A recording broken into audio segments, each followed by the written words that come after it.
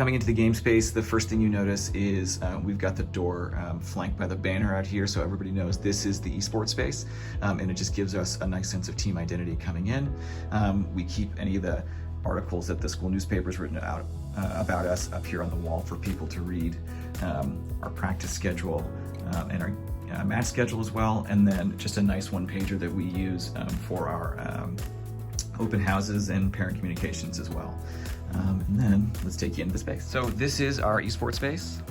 We essentially have a larger room connected to almost like a smaller room.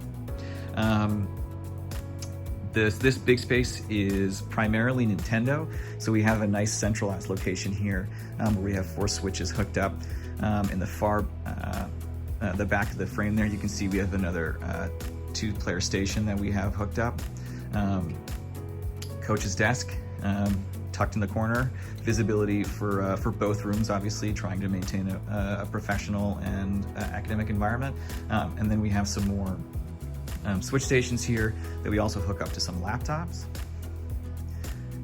And then here in the back room, this is primarily PCs. So we've got some desktops here in the back space, and then a couple more laptop spaces over here. So we're able to get 14, 15 students seated and playing all at once for the most part. It's a small space, but it gives us, you know, a nice place to call home.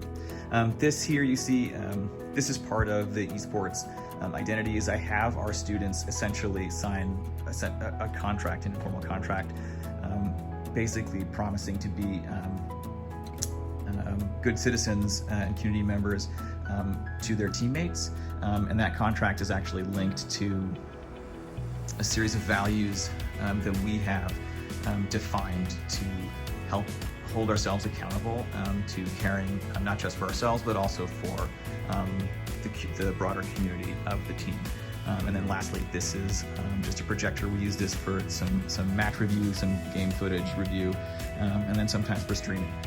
One of the cooler things we've been able to do is actually line the room with LED strips.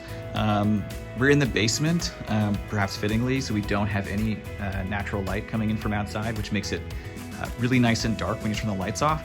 And then adding these LEDs both softens the light, so it's a little easier for kids to focus on their gaming, but it also obviously makes it feel a little more hardcore, right? So when kids are walking by, whether it's during practice or while we're playing a match, they immediately stop and are like, wow, what's in there?